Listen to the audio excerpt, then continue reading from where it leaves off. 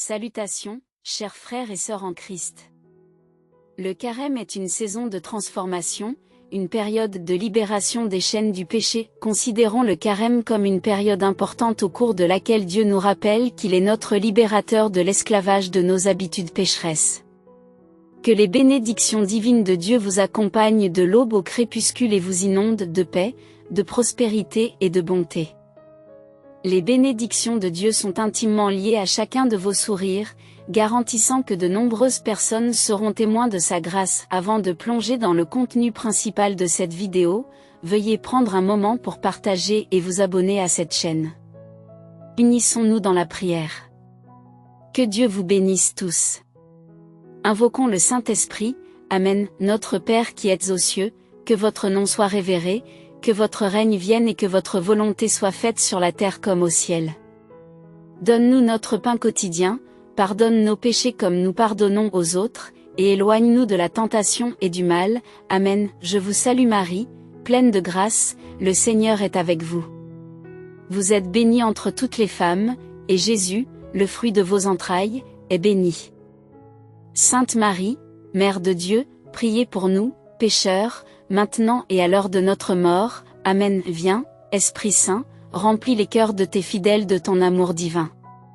Renouvelle la face de la terre par ta présence.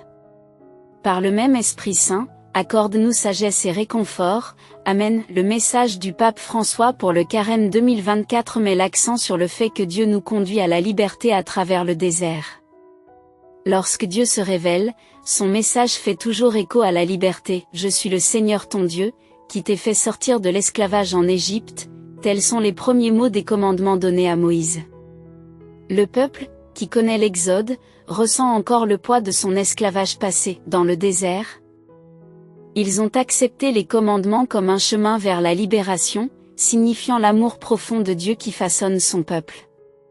L'appel à la liberté est un voyage, pas une réponse instantanée, tout comme les Israélites dans le désert s'accrochaient à l'Égypte, aspirant souvent à un confort familier. Le chemin vers la vraie liberté exige croissance et persévérance. Autrefois, le peuple de Dieu se plaignait du Seigneur et de Moïse.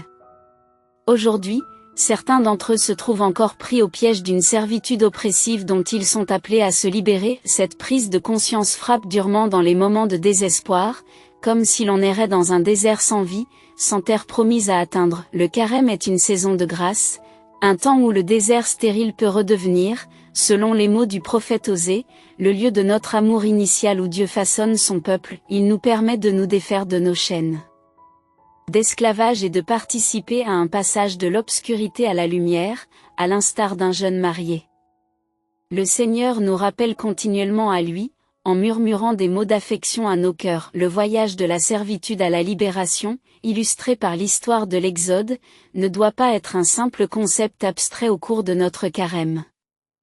La première étape cruciale est de désirer ardemment voir la vérité autour de nous. Lorsque le Seigneur parle à Moïse depuis le buisson ardent, il démontre immédiatement qu'il est un Dieu qui ne se contente pas d'observer, mais qui écoute attentivement. J'ai vu l'affliction de mon peuple en Égypte, j'ai entendu leurs cris à cause de leurs oppresseurs. Je connais leurs souffrances, et je suis descendu pour les délivrer de leur geôlier et les conduire vers une terre spacieuse et généreuse, où coule le lait et le miel. Aujourd'hui, les cris d'innombrables âmes opprimées résonnent encore dans les cieux. Nous devons réfléchir et nous demander, entendons-nous leurs appels ? Leur lutte nous dérange-t-elle? De nombreuses barrières nous séparent, entravant la fraternité qui relie toute l'humanité.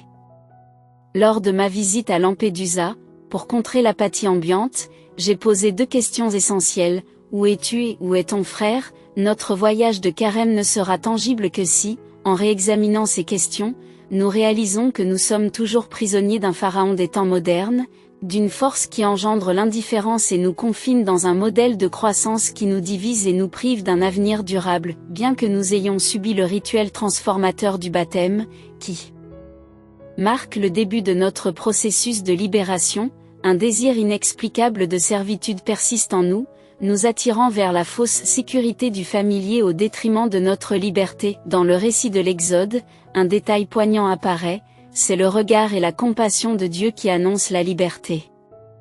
Israël ne plaide pas pour cette délivrance, Pharaon contrarie les rêves et étouffe les aspirations. La perspective céleste met en lumière la triste réalité de notre monde, où la dignité humaine est bafouée et où les liens authentiques font défaut, qui a grand besoin d'être racheté. La permanence ne devrait pas être la norme. Il est essentiel de se demander si nous sommes prêts à accueillir une nouvelle ère tout en abandonnant les vestiges du passé. Les témoignages de nos confrères évêques et des artisans de paix dévoués qui nous entourent ont souligné le besoin urgent de remédier au manque d'espoir qui freine les aspirations et les appels inexprimés qui résonnent avec le divin. Cette absence d'espoir s'apparente à l'aspiration à l'esclavage qui a freiné la progression d'Israël dans le désert, entravant son cheminement vers la libération. Nous sommes déconcertés par le fait que, bien que nous ayons atteint le seuil de la fraternité universelle et que nous ayons réalisé des progrès significatifs dans divers domaines, la société est toujours aux prises avec des inégalités et des conflits omniprésents. Le soutien indéfectible de Dieu persiste, nous incitant à considérer le carême comme une période de renouveau. Le carême est une phase de transformation, une occasion de libération, tout comme Jésus, guidé par l'Esprit, s'est aventuré dans le désert pour affronter les tentations et affirmer sa liberté. Nous sommes également appelés à naviguer vers la liberté et à éviter l'esclavage. Contrairement à Pharaon, Dieu ne veut pas nous soumettre, mais créer un lien familial avec nous. Le désert est l'endroit où notre autonomie peut s'épanouir, une décision consciente de ne pas retomber dans l'esclavage. Pendant le carême, de nouvelles normes éthiques et une communauté de soutien nous sont présentées pour nous permettre de naviguer sur des chemins inexplorés. Pourtant, ce voyage implique une résistance, reflétée dans les récits de l'Exode et des épreuves de Jésus dans le désert. La voix résonnante de Dieu proclamant « Tu es mon enfant bien-aimé », tu n'adoreras pas d'autre Dieu devant moi s'oppose à l'adversaire et à l'attrait des idoles fabriquées par l'homme lui-même. Ces fausses divinités nous séduisent par la promesse du pouvoir et du contrôle, nous détournant des liens authentiques et favorisant la discorde. Cependant, l'adoption d'une nouvelle conscience collective, une communauté de doux et d'humbles intouchés par la tromperie, offre une alternative aux faussetés séduisantes qui nous piègent. Lorsque les gens vénèrent des croyances authentiques, ils sont enrichis et prêts, incarnant une influence transformatrice pour le bien dans le monde.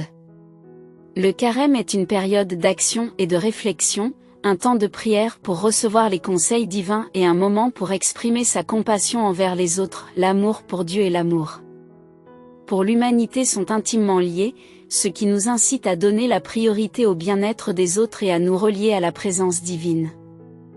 Par la prière, le jeûne et la contemplation sincère, nous nous débarrassons des fardeaux qui nous retiennent, libérant nos cœurs pour nous relier plus profondément à Dieu et aux autres. Le carême nous encourage à redécouvrir le pouvoir de l'unité, de la compassion et de la camaraderie, en favorisant une communauté qui transcende les barrières et embrasse tous les individus. C'est par ces choix communautaires, petits mais significatifs, que nous pouvons commencer à transformer nos vies et le monde qui nous entoure en promouvant la justice, la durabilité et l'inclusion. Chaque communauté chrétienne est appelée à entreprendre ce voyage d'introspection et de croissance communautaire pendant le carême, en créant des espaces d'introspection et de réévaluation de notre impact sociétal. Que nos actes de pénitence ne soient pas une démonstration superficielle mais une expression authentique de joie, de liberté et d'amour transformateur qui touche des vies et renouvelle l'espoir, en commençant par notre environnement immédiat, en encourageant une culture de conversion et d'ouverture. Le carême a le potentiel d'inspirer une vague de créativité et de renouveau dans un monde qui aspire à un changement positif. Écoutons l'appel à chercher, à prendre des risques et à nous engager sur la voie de la transformation vers un avenir plus radieux pour tous. En ce moment, nous sommes confrontés à des risques importants. Les cris de nombreuses personnes en souffrance parviennent à nos oreilles. Il est évident que nous assistons à des conflits dans différentes parties du monde. Cependant, ayons le courage de considérer le monde non pas comme étant au bord de l'effondrement, mais comme étant au milieu d'une phase de transformation, la genèse d'une nouvelle ère remarquable dans l'histoire. Nous devons avoir le courage d'adopter cette perspective, qui s'apparente à la résilience acquise en surmontant l'adversité par la foi et l'amour. Embrassez l'espoir. Guidez-le lorsqu'il apprend à marcher et qu'il nous fait avancer en retour. Je vous offre mes bénédictions à tous sur ce chemin de réflexion et de croissance du carême.